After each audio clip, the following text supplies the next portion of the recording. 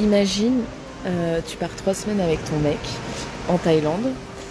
Imagine, il te dit non, on va fêter la Saint-Valentin en Thaïlande et non en France, parce que déjà c'est plus sympa et c'est trop cool. Imagine, ça fait 3 ans que t'es avec ton mec, que tout se passe bien. Et imagine, tu te dis, il y a peut-être moyen qu'il y ait une demande en mariage. Donc imagine, tu t'es dit, je vais m'acheter une sublime robe pour l'occasion. Donc tu vas en Thaïlande, tout se passe super bien. Tu fais la soirée et tu réalises très très vite qu'il n'y aura pas de demande en mariage. Mais imagine que en fait c'est le couple d'à côté qui va faire sa demande en mariage dans cet endroit sublime, magnifique. Et toi t'es là en bombe avec ton mec et l'univers qui se fout de ta gueule. Ne te laisse pas manipuler par la tyrannie du moment parfait. Ici, la femme transforme un voyage d'agrément en une attente anxieuse de validation sociale, la bague. Elle est déçue non pas par le manque d'amour, mais par l'absence d'un scénario de film qu'elle s'est elle-même imposé. Ta stratégie: clarifie les intentions avant l'investissement. Si tu finances ou organises un voyage coûteux, assure-toi que l'objectif est le plaisir partagé et non une pression pour un engagement précipité. Une femme qui se sent humiliée parce qu'un autre couple s'engage à côté d'elle est plus préoccupée par son statut social que par ta personne. Point clé, l'univers ne rit pas d'elle, c'est son hyperattente qui crée sa propre souffrance. Ne sois pas l'esclave de ces déceptions imaginaires. Un mariage se décide par une discussion de cadre, pas par une surprise en Thaïlande dictée par la pression de la mode bomb dress. Règle: garde le contrôle de ton calendrier. Si elle attend la bague à chaque dîner, elle n'est plus avec toi, elle est en entretien d'embauche. Allez, aujourd'hui on va parler du not all men. Oui, pas tous les hommes. Et pourtant, 99% des violences sexuelles sont réalisées par des hommes. Mais la majorité des hommes vont dire, mais non, moi je ne fais pas ça, je suis gentil, je fais la vaisselle. Heureusement, Robert, que tu fais la vaisselle. Donc on va être clair, Robert. Imagine, tu as une fille de 15 ans. Ok, c'est la prunelle de tes yeux. Cette fille, elle est magnifique. Et ta petite fille de 15 ans va te dire qu'elle a le choix entre 2 soirées. La première soirée, elle peut aller dormir chez ses copines. Voilà, il y a 10 filles chez qui elle va dormir. Elles vont faire une soirée cinéma. Elles vont jouer et elle a cette possibilité. À la deuxième soirée, elle a la possibilité d'aller chez 10 garçons. 10 garçons de 17 ans. Elle sera la seule fille. Alors on va être clair, Robert. Est-ce que tu laisserais ta fille de 15 ans, la prunelle de tes yeux, aller chez ces 10 mecs avec un excès de testostérone dans le cerveau et dans la culotte? Alors Robert, c'est facile de me sortir pas tous les hommes, quand toi-même tu mets en garde ta fille contre tous les hommes. Et si tu regardes cette vidéo, Robert, tu sais très bien que tu laisseras pas ta fille aller en soirée avec 15 gars, ou 10 gars, ou même 3 gars. C'est très bien que tu le feras pas, parce qu'au fond de toi, tu sais que la masculinité a quelque chose d'intrinsèquement dangereux. Bref, je te fais des bisous.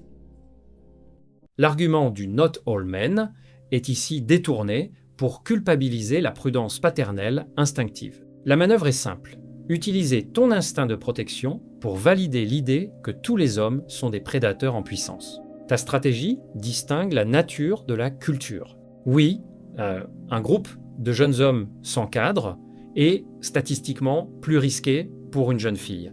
Mais protéger ta fille ne signifie pas valider la haine de ton propre sexe. C'est de la gestion de risque, pas un aveu de culpabilité. Ne te laisse pas piéger par cette rhétorique qui transforme la responsabilité masculine en une pathologie. Un homme qui protège sa fille reconnaît le danger potentiel de l'impulsion non maîtrisée chez les autres, tout en restant lui-même le rempart moral de sa famille.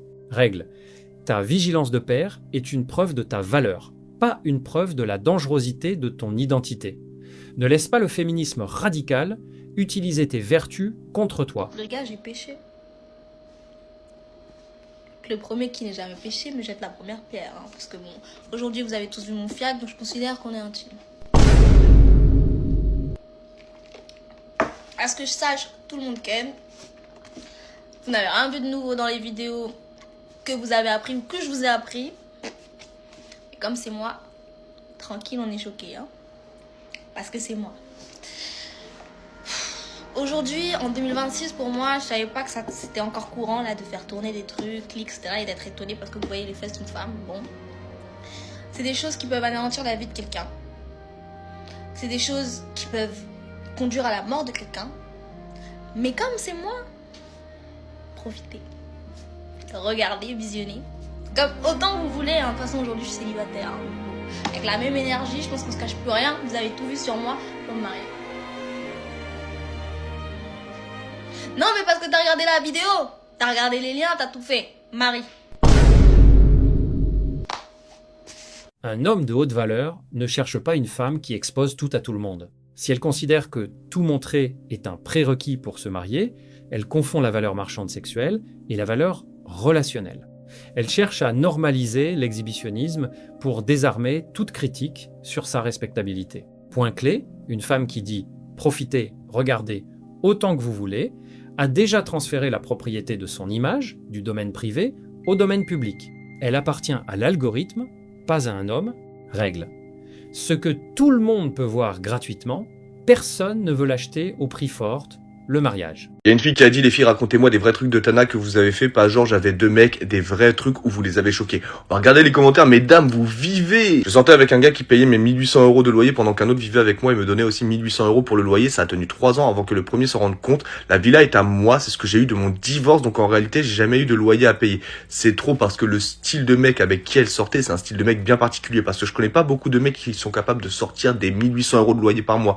Mais en plus elle parle de divorce à un moment donné, donc moi je me dis que peut-être elle avait 3 mecs dans ses bacs au lieu de 2. Quand j'étais avec mon ex et qu'il annulait nos sorties, j'appelle son meilleur pote qui répondait toujours présent. Ah ouais, alors là, clairement, ça vit d'une manière. Le meilleur pote à gérer, clairement. Je lui ai fait commander des billets pour Disney. Je suis allé à Disney avec la meuf avec qui il me trompait. Bon, c'est pas vraiment un truc de Tana, mais par contre, là, clairement, t'as eu ta petite revanche, t'as eu ta petite vengeance. Chacun voit midi à sa porte. Je suis sorti avec 2 mecs en même temps, en secret, ils bossaient au même endroit ensemble, genre collègues BFF, j'ai dû arrêter pour éviter les problèmes, #militaire sympa. Mais c'est ça aussi le problème, parce que autant vous avez envie de faire des trucs de Tana, c'est vous que ça regarde, mais de là à prendre autant de risques, moi je comprends pas, c'est inconsidéré. Ici, c'est du multifinancement relationnel assumé. Plusieurs hommes, un seul bénéficiaire. Ce n'est pas de l'émotion, c'est de l'optimisation. Ta stratégie refuse le rôle de sponsor aveugle. Si tu finances, tu exiges cohérence, exclusivité et transparence. Sinon, tu es juste une ligne dans un portefeuille.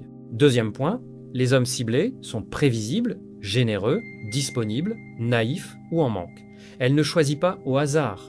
Troisième point, le mensonge long 3 ans montre que, sans contrôle, certains systèmes tiennent. Donc, vérifie, observe, recoupe. Règle, si tu payes sans cadre, tu partages sans le savoir.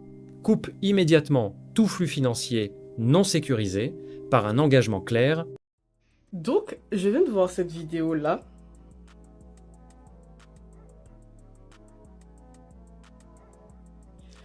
Le mec a écrit « Si il arrive comme ça à un premier date, qu'est-ce que tu fais ?» Alors, étant donné que moi, c'est notre sujet de conversation préférée avec mes copines, le fait qu'on dise que par exemple si le gars vient te chercher en Twingo, qu'est-ce que tu vas faire, ou le gars vient te chercher en grosse voiture, personnellement tu viens me chercher en grosse voiture, ok c'est impressionnant mais ça ne m'impressionne pas. Si tu viens me chercher en Saxo Twingo, je vais monter dedans, je m'en fous, mais voilà, je vais essayer de faire abstraction parce que ça sera dans un contexte assez malaisant. Mais là si tu viens en vélo boy, je sais pas ce que je vais te dire. Surtout si je te vois arriver comme ça. Parce que autant la Twingo, je me dis autant ben on se rejoint, je prends ma voiture et puis voilà. Surtout en plus les hommes, c'est un premier date et tout, ne jamais donner son adresse et tout, etc. Faites attention à vous les filles et les garçons d'ailleurs. En fait je suis partagée parce qu'en fait le gars, il est sapé. Il a pas de lacostéenne, il est bien habillé. Et il t'a sûrement dit l'ambiance, peut-être le restaurant, donc tu t'es sûrement bien sapé comme ça. Donc en fait, le fait qu'il soit arrivé en vélo, en soi, on s'en fout parce qu'après on sera dans le restaurant et c'est sûr qu'il va peut-être pas me raccompagner. Mais du coup, je suis venue comment? Je suis venue en transport. En vrai, je suis mitigée, mais en vrai, je m'en fous. C'est juste un instant comme ça et il a l'air très charmant, très gentleman. C'est pas grave, il est écolo, mais je sais pas, ça me fait rire. J'aurais souri d'ailleurs. Je pense que ça aurait détendu l'atmosphère. Le test du véhicule est un filtre de sélection classique. Ici, l'analyse montre une hésitation entre le confort matériel, la Twingo vs le vélo, et le charme personnel. Elle avoue que si l'homme est charmant et bien habillé, le vélo devient une anecdote qui relaxe l'atmosphère au lieu d'être une disqualification. Ta stratégie mise sur ta présentation et ton assurance. Si tu arrives à vélo ou dans une petite voiture, ton allure et ton cadre doivent compenser. Un homme élégant qui assume son mode de transport dégage plus de confiance qu'un homme mal à l'aise dans une voiture de luxe empruntée. Point clé. L'inconfort initial du vélo, difficile de ramener la fille, est un filtre. Si elle accepte, c'est que ton capital de séduction personnelle est élevé. Si elle bloque sur le métal, elle est dans une logique purement transactionnelle. Règle, sois irréprochable sur ton apparence, bien habillé, pas de côte. L'esthétique personnelle prime sur l'outil de transport pour une première impression réussie. Est-ce que vous trouvez ça normal qu'un mec comme moi, en 2026, soit toujours célibataire? Hein? Non, parce que les femmes, à chaque fois, elles veulent des mecs qui les trompent, qui les tapent. Et moi, mec normal, mec gentil, frappe, on veut pas de moi. Refus sur refus. Les femmes ne me likent même pas sur Facebook. Et c'est pas normal. Est-ce que vous trouvez ça normal? Pourtant, tous les matins, je me regarde dans mon miroir et je me dis, il y a plus moche que moi. Je veux dire, même un handicapé, il arrive à avoir une copine. Un mec brûlé à 97% de tout son corps, il arrive à avoir une copine. Et moi? Moi non. Est-ce que vous trouvez ça normal? Non, parce que jamais de ma vie je me remettrai en question. En fait, la faute, c'est les femmes. Je veux dire, je sais que je suis pas le plus beau. Hein. On m'a élu l'homme le plus moche de la Terre. Donc forcément, je sais que...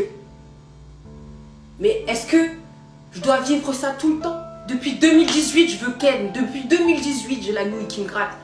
Et j'arrive pas à trouver de femme. La faute à qui? La faute aux femmes. Erreur majeure, externaliser la faute. Nice guy plus plainte égale faible attractivité perçue. Les femmes ne récompensent pas la gentillesse déclarée, mais la valeur visible. Ta stratégie? Audit brutal. Physique, sport, grooming, statut, revenus, projet, social, réseau, communication, humour, assurance. Sans résultat, tu ajustes. Deuxième point, arrête la comparaison victime. Des hommes très désavantagés réussissent car ils compensent par charisme, discipline, exposition. Troisième point, volume et environnement. Facebook, différents de marchés efficaces. Multiplie les interactions réelles, change de contexte, augmente les opportunités. Règle, personne ne te doit du désir. Tu construis une offre ou tu restes invisible. Bonjour Jason, voici mon histoire. Cela fait maintenant 2 ans que je suis marié et 4 ans que nous sommes ensemble. Mon mari a un passé de charreau, de fuckboy, de trompeur, d'homme à femme, bref. Toute définition qui caractérise un homme qui aime tremper le biscuit un peu partout. Depuis que nous nous sommes mis ensemble, il ne m'a jamais trompé, en tout cas pas à ma connaissance. Jusqu'au jour où on a décidé de partir au bled pendant 2 semaines, pour la première fois, avec notre petit garçon qui a un peu plus d'1 an. Afin d'être un peu libre de nos mouvements, nous avons décidé de prendre une nounou pour le petit. Pour le reste, la cuisine et autres, j'allais gérer. De toute façon, je préfère que mon mari mange ma cuisine. Le séjour se passe bien et je n'ai jamais soupçonné quoi que ce soit, car après 4 ans de relations paisibles, j'ai confiance en lui.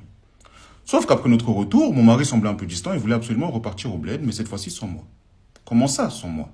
Cela m'a semblé très bizarre et je lui ai dit que je n'étais pas d'accord. Nous n'avions jamais été au bled avant cette première fois et nous n'avions jamais vraiment voulu y aller. Alors pourquoi cette envie soudaine et surtout, pourquoi vouloir y aller sans moi, sa femme? Une dispute a éclaté, mais je restais fermement sur mes positions. Quelques jours après, nous nous sommes encore disputés sur le même sujet et dans un élan de colère, je lui ai dit « Il se passe quoi? Tu me trompes là-bas ou c'est ça ?» Bizarrement, il est devenu très gêné. Choqué, j'avais compris et d'un ton calme mais ferme, je lui ai demandé s'il m'avait trompé et il ne l'a pas nié. Pendant qu'il m'envoyait avec le petit chez sa vieille famille, il s'envoyait la nounou dans le lit où je dormais et même dans le lit de mon fils. Il m'a demandé pardon, en me suppliant de le comprendre car il n'avait jamais flanché depuis que nous étions ensemble, que c'était la première fois. Je ne savais que faire sur le moment. Je lui ai juste dit « D'accord chérie, ce n'est pas grave. » Aïe. Aïe. Puis je me suis levé pour aller coucher mon fils. Sauf que je suis une fille très très rancunière. Et dans ma tête, c'était comme un match où je perdais 1-0. Voilà. Il faut savoir qu'avant notre mariage, l'oncle de mon mari, et je précise, un tonton financièrement très intéressant et qui s'entretient très bien, m'avait toujours fait la cour. Il me disait que son neveu n'était pas intéressant et qu'il pouvait me donner bien plus que lui et j'épargne les détails. Mais quand un tonton riche du bled te drague, on sait tous les mots qu'ils utilisent. Il s'avère que ce tonton était en France pour son travail. En bonne belle nièce, je suis allé lui amener son petit-neveu et, pendant la sieste du petit, je me suis fait casser le dos en 2 rounds qui, je l'avoue, étaient intéressants. Quand je suis rentré chez moi, je me suis douché et je me suis endormi. Le lendemain, j'ai tout avoué à mon mari en lui disant « 1-1, ne t'avise plus jamais de me tromper et surtout pas dans mon lit ni celui de mon fils. » Mon mari, pris de colère, m'a disputé. La dispute a été tellement violente qu'il a failli me battre pour la première fois. Bref, il m'a dit qu'il me quittait et qu'il allait demander le divorce. Et moi, prise de colère également, je l'ai menacé à mon tour. Très bien. Il faut savoir qu'en début de relation, je ne me sentais pas en sécurité à cause de son passé. Une fois, pendant nos ébats, il m'avait fait une confidence très bizarre. Il disait que son fantasme était de se faire l'anus. Au début, je refusais. Puis un jour, j'ai accepté. Pendant l'anulingus, il était dans une telle extase, je n'ai jamais vu un homme comme ça, même pendant une fellation. Je te jure qu'il peut jouir juste avec ça et sa voix peut même atteindre les aigus. Pour ma sécurité à l'époque, j'avais enregistré cette scène une fois. Je lui ai donc montré la vidéo en lui disant qu'il n'avait pas le droit de me quitter et que s'il osait demander le divorce et me manquer de respect devant ma famille après 2 ans de mariage, je publierai la vidéo et je l'enverrai dans son groupe de famille. Mon mari était tellement choqué qu'il n'a rien dit et est parti dormir chez un ami 2 jours. Aujourd'hui, nous vivons encore ensemble, mais personne ne parle à personne. On s'envoie en l'air quand on en a envie, mais sinon, c'est le silence radio. Il ne me calcule pas, il ne mange plus ma cuisine et je commence à culpabiliser de l'avoir menacé de la sorte. J'aurais dû supprimer cette vidéo après le mariage. Là, j'ai manqué de respect à mon mari et je ne sais plus quoi faire. Que me conseilles-tu? Ah, c'est terrible! Je ne te conseille rien. @gmail.com. Aïe! Attends. Déjà?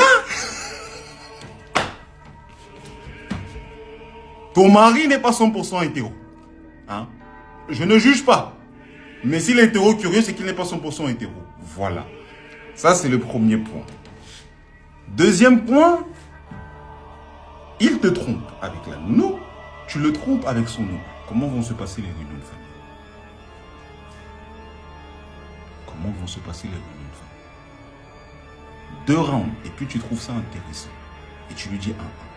Ensuite, il veut mettre un terme, et tu le menaces. Petite, j'ai dit ici, ce que tu as fait, on te fera la même chose, ou pire. Mais là, tu te débrouilles. La vidéo, tu la supprimes, et tu pries pour que ton mari te pardonne. Sinon, reste célibataire. C'est la seule issue. Dans la paix. Le célibat peut se faire dans la paix. Mais ça, là.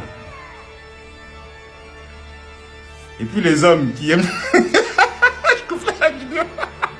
Cette histoire est le sommet de la toxicité systémique. Tu vois ici ce qui arrive quand un homme ne choisit pas une femme pour sa vertu, mais pour sa capacité à tolérer son propre chaos, passif de charrot. Ton analyse, le mariage est devenu une prison mutuelle basée sur le chantage sexuel et financier. L'homme a commis l'erreur fatale de montrer ses vulnérabilités et penchants déviants à une femme sans loyauté. Elle a utilisé ces informations comme une arme nucléaire, revenge porn, potentielle, pour le forcer à rester. Ta stratégie, ne confie jamais tes zones d'ombre à une femme que tu ne respectes pas. Une fois que le respect est mort, la femme n'hésitera pas à détruire ta réputation sociale pour garder le contrôle. La vengeance avec l'oncle montre que pour elle, la fidélité n'est qu'un concept malléable. Règle: un homme qui se laisse enregistrer dans des positions compromettantes perd toute autorité et tout levier de sortie. Le silence radio actuel est le signe d'un foyer mort. Fuis ce genre de dynamique avant que la violence physique ne devienne irréversible.